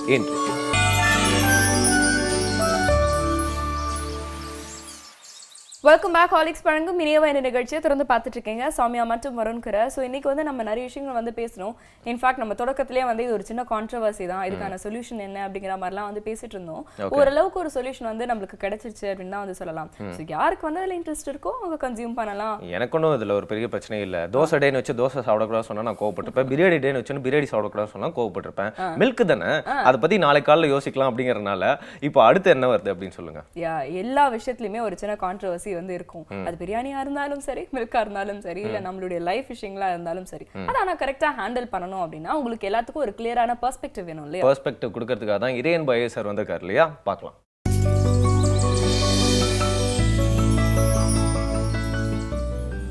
பொதுவாக வாழ்க்கையில் ஒரே மாதிரியான ஒரு ஸ்ட்ராட்டஜியை ஃபாலோ பண்ணுறவங்கள நம்ம பார்க்கலாம். ஒரே விஷயத்தை திரும்ப திரும்ப சொல்கிறவங்க, இப்போ ஒரு ஸ்பீச்சுனா அவங்க அதே மாதிரி பேசுகிறவங்க, அல்லது ஒரு மேடையில் பேசும்போது ஒரு 4-5 சம்பவங்களையே திரும்ப திரும்ப சொல்கிறது, 4-5 ஜோக்குகளையே திரும்ப திரும்ப சொல்கிறது, அல்லது வந்து தன்னை பற்றி அதிகமாக பேசுறது, இது மாதிரி பல பேரை நீங்கள் பார்க்கலாம். இவங்கெல்லாம் வந்து எடுபட முடியாது. இப்போ நாம் ஏன் வந்து உலகத்தில் தலை சிறந்த பேச்சாளர்கள் அப்படின்னு ஒரு லிஸ்ட்டை சொன்னோம்னா, அதில் சில பேருடைய பேர் அடிக்கடி வருது அப்படின்னா, அதுக்கு மெயின் காரணமே அவங்க வந்து ஆடியன்ஸ்க்கு ஏற்ற மாதிரி பேசுவாங்க, சுச்சுவேஷனுக்கு தகுந்த மாதிரி பேசுவாங்க, அக்கேஷனுக்கு தகுந்த மாதிரி பேசுவாங்க. அப்புறம் வந்து அவங்களுடைய அந்த குரலில் வந்து ஏற்றம் இறக்கம் எல்லாமே இருக்கும். சப்போஸ் சின்ன குழந்தைங்க இருந்துச்சுன்னா அதுங்களுக்கு தகுந்த மாதிரி அதே ஸ்பீச்சை மாற்றுவாங்க. இப்போ திருக்குறளுக்கு இருக்கிற ஸ்பெஷாலிட்டியே அதில் வந்து ஒரு ஃபஸ்ட்டு ஸ்டாண்டர்ட் படிக்கிற குழந்தையும் திருக்குறளை படிக்க முடியும், அதில் பிஹெச்டி பண்ணுறவங்களும் ரிசர்ச் பண்ண முடியும். அந்த அளவுக்கு அதில் விஷயம் இருக்குது, அதை எக்ஸ்பேண்ட் பண்ண முடியும். அது மாதிரி இந்த ஸ்ட்ராட்டஜிஸை வந்து ஒரே மாதிரி பயன்படுத்துகிறவங்க தோல்வி அடைவாங்க. இப்போ ஒரு வார் இருக்குன்னா கூட அதில் ஒரே ஸ்ட்ராட்டஜியை தொடர்ந்து யார் கடைபிடிக்கிறாங்களோ அவங்க தோற்று போயிடுவாங்க. ஆனால் வெவ்வேறு ஸ்ட்ராட்டஜி, ஒவ்வொரு சுச்சுவேஷனுக்கு தகுந்த மாதிரி ஸ்ட்ராட்டஜியை மாற்றி அமைச்சிக்கிட்டே இருக்கிறவங்க தான் வெற்றி பெற முடியும். இப்போ ஹானிபாலை பற்றி நம்ம படிச்சிருக்கிறோம். ஹானிபால் வந்து ரோம் வந்து ரொம்ப பவர்ஃபுல்லாக இருந்தபோது அதை எதிர்த்து நின்றவர். அவர் பல்வேறு போர்க்களங்களில் வந்து தன்னுடைய திறமையை காட்டும். பெரிய ஆர்மி கிடையாது, சின்ன ஆர்மி, பெரிய ரிசோர்ஸஸ் கிடையாது, பெரிய சாம்ராஜ்யத்தோட மோதிரம். ஏன்னா ஒரு காலத்தில் all roads lead to Rome அப்படின்னு சொல்கிற அளவுக்கு ரொம்ப பவர்ஃபுல்லாக இருந்தது ரோம். அதை எதிர்த்து போராடினவர் தான் ஹானிபால். ஒரு சின்ன உதாரணம், அவர் வந்து எக்ஸைலில் இருக்கும்போது ஒரு நாட்டு மன்னனுக்கு கீழே ஒர்க் பண்ணுறாரு தளபதியாக. யூமினியஸ் அப்படிங்கிற ஒரு மன்னர் எதிர்த்து போராட வேண்டியதாக இருக்குது. அப்போ எப்படின்னா இது வந்து கடற்போர், கப்பல்கள் மோதிக்கொள்கின்றன. இவங்ககிட்ட கம்மியான கப்பல்கள் இருக்குன்னா அவங்ககிட்ட நிறைய கப்பல் இருக்குது. பார்க்குறாரு ஹானிபால், இவங்களோட நேரடியாக போரிட்டு ஜெயிக்கவே முடியாது, எப்படியாவது யூமினியஸை பிடிச்சி கேப்சர் பண்ணி அவங்க கைவசம் வச்சுருந்தா தான் இந்த வாரை ஜெயிக்க முடியும். இப்போ என்ன பண்ணுறது, 2 படையும் மோதிக்கிட்டு இருக்கு. அப்போ என்ன பண்ணுறாருன்னா, இவர் சமாதான கொடியோட ஒருத்தரை படகுல அனுப்புகிறார். அவர் நேராக போய் ஒரு கப்பலில் இறங்கி, எதிரி கப்பலில் சமாதான கொடியை காமிச்சா, அவங்க சமாதான கொடியை காமிச்சா யாரும் அவங்கள வந்து கொல்ல மாட்டாங்க. போய் ஒரு கப்பலில் போய் சமாதான கொடியை காமிச்சு, நாங்கள் வந்து உங்கள் அரசரை பார்க்கணும் பாருங்கள், லெட்டர் கொண்டு வந்திருக்கேன் அப்படின்னு. உடனே அவங்க அரசர் எந்த கப்பலில் இருக்கிறாங்கன்னு சொல்லிட்டு காமிக்கிறாங்க. இங்கே இல்லை, இந்த கப்பலில் இருந்தால் அந்த கப்பலில். உடனே அந்த போட்டை அந்த கப்பலை நோக்கி போகிறத வந்து ஹானிபால் பார்க்குறாரு. இப்போ என்ன பண்ணுறாருன்னா, தன்னுடைய மற்ற கப்பல்கள் எல்லாம் போய் அந்த எதிரி நாட்டு கப்பல்களை சுற்றிக்கிட்டு அந்த மன்னர் கப்பல்கள் பக்கம் வராத மாதிரி பார்த்துக்கிட்டு இவர் நேரடியாக அந்த யூமினியஸ் இருக்கிற இடத்துக்கு தன்னுடைய கப்பல்களை செலுத்துகிறார், ஒரு 4-5 கப்பல்களை. மீன்வயல் இவருடைய வீரர்கள் என்ன பண்ணுறாங்கன்னா, பெரிய பெரிய ஜாடிகளில் விஷப்பாம்புகள் வச்சுருக்காங்க. இந்த விஷப்பாம்புகளை எடுத்து எதிரிகளோட கப்பல்களில் போடுறாங்க. பாம்புகளை பார்த்தாலே வெஸ்டர்ன் மைண்டுக்கு ஒரு பயம் உண்டு. அதை பார்த்த உடனே அவங்க பயந்து போய் எல்லா ஆயுதங்களையும் கீழே போட்டுட்டு அந்த பாம்புகளை விரட்டுறதுலேயே அவங்க முயற்சி பண்ணுறாங்க. ஏன்னா கப்பலில் பாம்புனா அது ரொம்ப கஷ்டம், ஓடவும் முடியாது பாருங்கள், கப்பல்லேருந்து எங்கே ஓட முடியும். அதனால் அதை கொல்றதில் அவங்க டைம் செலவு பண்ணும்போது அவங்க முழுவதுமாக அவங்களுடைய அட்டென்ஷனை டிஸ்ட்ராக்ட் பண்ணிவிட்டு ஹானிபால் போய் அந்த யூமினியஸை பிடிச்சி கேப்சர் பண்ணி அந்த யுத்தத்தில் ஜெயிச்சிடுறாரு. இது எதுக்காக சொல்ல வரேன்னா, இந்த இடத்துல ஒரு ஸ்ட்ராட்டஜி, இன்னொரு இடத்துல ஒரு ஸ்ட்ராட்டஜி. அது என்னென்னா, டெரெயின் ரொம்ப மோசமான டெரெயினில் ஒரு வார் நடக்குது. அப்போ என்ன பண்ணுறாரு, நாள் நைட்டு அந்த ஒரு சின்ன பாஸ் வழியாக தன்கிட்ட இருக்கிற எருமைகள்லாம் அதுங்க கொம்பில் வந்து துணியெல்லாம் கட்டி நெருப்பு வச்சு அதை துரத்தி விட்டுறாரு. அதெல்லாம் வெடிக்குது. வெடித்த உடனே எதிரிகள்லாம் பயந்து போய் என்னமோ ஏதோன்னு சொல்லிட்டு காலி பண்ணிட்டு போயிடுறாங்க. அப்போ அந்த வார் நடக்காத மாதிரி பண்ணார். இப்படி ஹானிபால் வந்து தன்னுடைய ஸ்ட்ராட்டஜியை மாற்றிக்கிட்டே இருப்பார். அதே மாதிரி எந்த ஒரு தொழில் செஞ்சாலும் அல்லது எந்த ஒரு துறையில் இருந்தாலும் நாம் ஒரே மாதிரியான ஸ்ட்ராட்டஜியை, ஒரே மாதிரியான டாக்டிக்ஸை பயன்படுத்தக்கூடாது. நம்ம மாற்றிக்கிட்டே இருக்கணும், வித்தியாசமானதை பயன்படுத்தணும். ஒவ்வொரு முறையும் வித்தியாசமாக நம்ம வந்து செயல்படணும். ஒரே மாதிரி இருக்குது, ஒரே மாதிரி பேட்டர்ன் இருக்குது அப்படின்னா அவங்க ஜெயிக்க முடியாது. உதாரணத்துக்கு இப்போ சத்யஜித் ராய் ஒரு மிகப்பெரிய டிரெக்டர் அப்படின்னு ஏன் கருதப்படுறாருன்னா, அவருடைய 2 படத்தை பார்த்தா கொஞ்சம் கூட அந்த சாயல் தெரியாது. ஒவ்வொரு படமும் ஒவ்வொரு மாதிரி இருக்கும், அந்த தீம் ஒரு மாதிரி இருக்கும், அதில் வரக்கூடிய அந்த கேரக்டர்ஸினுடைய அமைப்பு ஒரு மாதிரி இருக்கும், அந்த சீன்ஸினுடைய அமைப்பு ஒரு மாதிரி இருக்கும், மியூசிக் ஒரு மாதிரி இருக்கும். ஒவ்வொன்றும் ஒவ்வொரு விதமாக அவர் கட்டமைச்சிருப்பார். அதனால் யார் ஒருத்தர் எந்த ஒரு துறையாக இருந்தாலும் சரி, எந்த ஒரு கலையாக இருந்தாலும் சரி, அதில் அவங்க வித்தியாசத்தை காமிக்கிறாங்களோ அவங்க தான் வெற்றி பெற முடியும். அதனால் நாம் என்ன பண்ணணும்னா, நம்ம எதை செஞ்சாலும் ஏற்கனவே செஞ்சது வெற்றி பெற்றது அப்படின்னு நினச்சிக்கிட்டு அதே மாதிரி நம்மளை நாமளே நகல் எடுக்கக்கூடாது. வேற ஒருத்தரை நகல் எடுக்காதது மட்டும் இல்லை, நாமளே ஒரே மாதிரி செய்யக்கூடாது. நேற்று ஒரு மாதிரி செஞ்சோம்னா இன்றைக்கி ஒரு வித்தியாசமாக எழுதி பார்ப்போம், வித்தியாசமாக சிந்திச்சு பார்ப்போம், வித்தியாசமாக பேசி பார்ப்போம், வித்தியாசமாக யோசித்து பார்ப்போம். அது மாதிரி இது இல்லை அப்படின்னு நினச்சா தான் நம்ம அதை வெற்றிகரமாக செய்ய முடியும். அதனால் வாழ்க்கையில் நாம் எளிதானதை தேர்ந்தெடுக்கக்கூடாது, கடினமானதை தேர்ந்தெடுக்கணும். ஏன்னா கடினமானதை தேர்ந்தெடுக்கும் போது நம் மூளை விழிப்புணர்வின் உச்சத்தை அடைகிறது. அப்படிப்பட்ட விழிப்புணர்வின் உச்சத்தில் பிறக்கக்கூடிய கலைகளும் எழுத்துகளும் உத்திகளும் சிறந்ததாகவே இருக்கும். நன்றி, வணக்கம். ஓகே, இந்த காலை வேளையில் வந்து பார்த்தீங்கன்னா ஒரு டாபிக் எடுத்து அதை பற்றி பேசுகிறோம் அப்படின்னா எந்த ஒரு பாயிண்ட்டையும் அப்ரூவ் பண்ணுறதுக்கோ டிஸ்அப்ரூவ் பண்ணுறதுக்கோ இல்லை, ஒரு கலந்துரையாடல் மூலியமாக வந்து நிறைய விஷயங்கள் வெளில வரும், இன்ஃபர்மேஷன் எல்லாருக்கும் தெரியணும் அப்படிங்கிறதுக்காக தான் அந்த மில்க் டே அப்படிங்கிறதுனால கெஸ்ட் கிட்ட நிறைய விஷயங்கள்லாம் கேட்டோம். இதே மாதிரி ஒரு இன்ட்ரெஸ்டிங்கான கண்டென்ட்டோட நாளைக்கு வந்து சந்திக்கலாம். நிச்சயமா வரும் சொன்ன மாதிரி நாளைக்கு கரெக்டாக 7 மணிக்கு வேற ஒரு டாபிக்கோட உங்களை வந்து சந்திக்கிறோம். இது ஹார்லிக்ஸ் வழங்கும் இனியவை இன்று வித் வருண் அண்ட் சௌமியா.